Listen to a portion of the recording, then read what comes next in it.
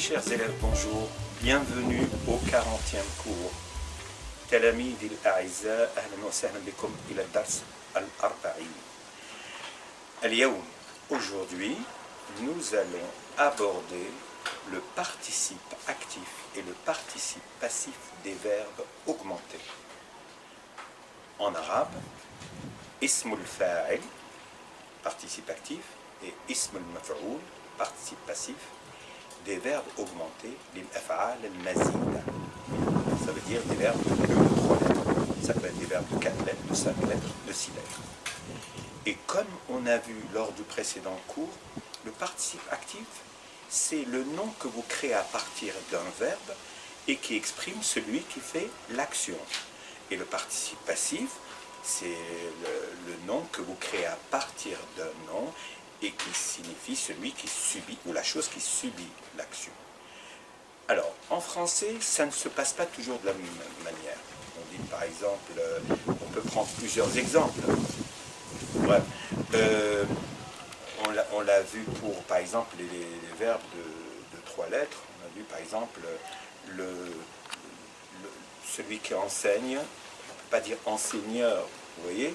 Donc ça ne fonctionne pas tout le temps, ça fonctionne rarement. Et des fois, c'est avec le suffixe heure, et des fois, c'est avec en, comme on a vu. Celui qui aide, c'est les dents, ce n'est pas les deurs, et ainsi de suite.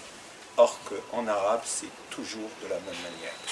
On a vu déjà au précédent cours, pardon, le participe passif des verbes de 3 lettres, issus des verbes de 3 lettres.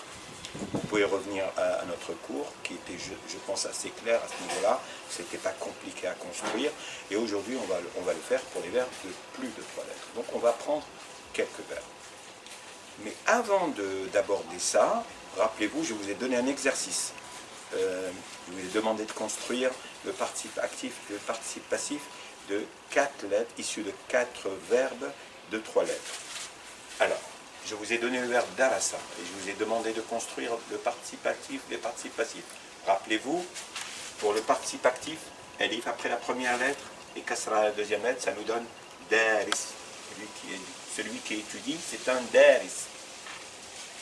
Et le participe passif des verbes de 3 lettres, vous mettez un ma au début du verbe et un waw avant la dernière lettre, ça nous donne madrous. Donc, un thème qui est étudié, c'est un thème madrous. Comme pour nous, par exemple, le participe actif et le participe passif des verbes de 3 lettres, c'est un terme qui a été étudié, donc c'est un terme qui est madrous.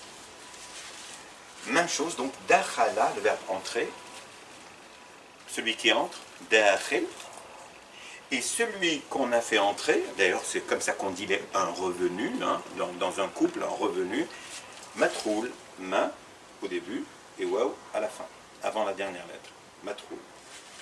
Le verbe qatala, tuer, celui qui tue, c'est un qatil. Et celui qui est tué, c'est un maqtoul. Akela, et là je vous ai demandé de réfléchir sur la hamza, rappelez-vous, akela c'est va manger, et akil, donc on va mettre un alif après la hamza, sauf que le alif, la hamza quand elle est suivie du alif, eh ben, se transforme en met. C'était ça le petit piège, akil, et la chose qu'on mange, la nourriture, elle s'appelle ma'koul. On dit à quelqu'un, prépare-moi des ma'koul, des ma'koulettes, voilà. Voilà, donc pour l'exercice que je vous ai demandé de faire. Et maintenant, on va oublier ça. Enfin, on ne va pas l'oublier, mais on va passer à autre chose. On va aborder le participe actif et le participe passif des verbes de plus de 3 lettres. C'est pas utile d'écrire le titre, quoique d'habitude je le fais, mais donc vous savez que c'est le participe actif et le participe passif, mais pas des verbes de 3 lettres, mais des verbes de plus de 3 lettres. Donc on peut choisir un verbe de 4 lettres, de 5 lettres, de 6 lettres, de 6 lettres. D'ailleurs, je vais utiliser un verbe de chaque, si je peux. Et on va donner un exemple. On va prendre un verbe de 4 lettres. Le verbe a'lana. A'lana veut dire annoncer. Alors, comment dit-on l'annonceur en arabe? On va le voir tout de suite. Donc, pour construire celui qui fait l'action, le participe actif d'un verbe de plus de 3 lettres, ça peut être 4 lettres, 5 lettres, 6 lettres, on ne va pas mettre, donc on va pas mettre un alif au début, non, ça, oubliez ça. Maintenant, on est en train d'aborder les verbes de plus de 3 lettres. On va mettre la lettre mou, donc mim et damma, au début. Et je vous dis quelque chose d'important, lorsque le verbe commence par une hamza, il perd sa hamza. Qu'il commence par une hamza ou par un alif, il perd sa hamza et son alif. Là, on a un verbe qui commence par une hamza, donc il va la perdre. Donc on met mou, on écrit les lettres, vous voyez, il disparaît, la hamza disparaît, on met mou, j'ai écrit les lettres, et on met une kasra à l'avant-dernière lettre. Et ça nous donne mu'allin. Mu'allin, c'est celui qui annonce. L'annonceur, en arabe, s'appelle mu'allin. On a fait quoi? On a fait donc la chose suivante. On a mis mou au début et une kasra avant la dernière lettre. Ok? À l'avant-dernière lettre. Ça, c'est celui qui fait l'annonce, qui fait l'action. Maintenant, le participe passif, c'est celui qui subit l'action. C'est l'information qui est annoncée. Quelque chose qui est annoncé, et bien ça va être strictement la même chose, sauf l'avant-dernière lettre qui n'aura pas une kasra, mais une fatha. Donc on va réécrire mu'lan. Mu'lan. Donc pour construire le participe actif et le participe passif pour les verbes de plus de 3 lettres, ça va être encore plus simple. Pour les deux, on va mettre mou au début. Et pour le participe actif, celui qui fait l'action, on va mettre une kasra à l'avant-dernière lettre. Et pour celui qui subit l'action, le participe passif, on va mettre une fatha à l'avant-dernière lettre.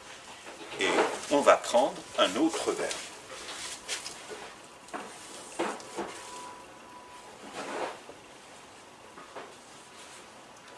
Allama, le verbe enseigner. On va prendre le verbe enseigner, allama. Donc, comment va-t-on dire celui qui enseigne? Le professeur, l'enseignant. On va mettre un mou, on va réécrire les verbes, les lettres du verbe, et mettre une kasra à l'avant-dernière lettre. On aura donc mu'allim. Mu'allim. Et pour le participe passif, celui qui a subi une formation, celui qui a reçu un enseignement, ça va être un mu'allam. D'ailleurs, dans notre langage de tous les jours, quand on dit que quelqu'un est ma'allam, ça veut dire quelqu'un, il est spécialiste, il a reçu un bon enseignement. Mu'allam. On va prendre un autre verbe. Maintenant, on va prendre un verbe de 6 lettres. On va prendre le verbe ista'mala, qui veut dire utiliser. Vous savez qu'un verbe qui commence par un alif sans hamza, le alif sans hamza se prononce i. Ista'mala. Ista'mala veut dire utiliser. Et je vous l'ai dit tout à l'heure, lorsqu'on a une hamza ou un alif sans hamza en début d'un verbe, quand on construit le participe actif ou le participe passif, il disparaît. Donc, comment va-t-on dire utilisateur? Le alif étant disparu, donc, et kasra à l'avant-dernière lettre. Donc, musta'mil, c'est l'utilisateur, celui qui utilise. Et comment va-t-on dire maintenant la chose utilisée, donc le participe passif? On va écrire le même mot et on va mettre une fatha à l'avant-dernière lettre. Donc, musta'mal. Là, je suis en train de vous donner un exemple de chaque type de phrase, de verbe. On a pris un verbe de 4 lettres qui commence par une hamza. On a pris un verbe de 4 lettres qui ne commence pas par une hamza mais qui a une shadda au milieu. On a pris un verbe de 6 lettres. Maintenant, on va prendre un verbe de 5 lettres. Le verbe attendre, intavara. Intavara. Donc, comment appelle-t-on celui qui attend quelqu'un? Celui qui attend. Ce alif va disparaître, comme on l'a dit, comme je l'ai dit à plusieurs reprises. Donc, mou. Et on va écrire les autres lettres. Et comme c'est celui qui fait l'action, on va mettre une kasra. Donc, muntazir. Muntazir. Celui qui attend, il est muntazir. Et celui qui est attendu, d'ailleurs dans la culture religieuse de certaines, même chez les sunnites, bref, tous les musulmans, eh ben, on attend le Mahdi al-Muntazar, hein, attendu, celui qui est attendu. Donc, au lieu de mettre la kasra à l'avant-dernière lettre, on va mettre la fatha, Muntazar. Voilà. Donc on peut multiplier les exemples autant qu'on veut. On va ajouter un autre verbe on va mettre maintenant un verbe de 4 lettres, parce qu'il y a ce type de verbe de 4 lettres qui commence par une hamza, il y a ce type de verbe de 4 lettres qui a une shadda au milieu, et il y a un troisième type de verbe de 4 lettres qui a un alif après la première lettre. On va prendre le verbe sa'ada, aider. Sa'ada, aider. Donc, celui qui aide s'appellera donc Musa'id. Kasra à l'avant-dernière lettre. Et celui qui est aidé par quelqu'un, il est Musa'ad.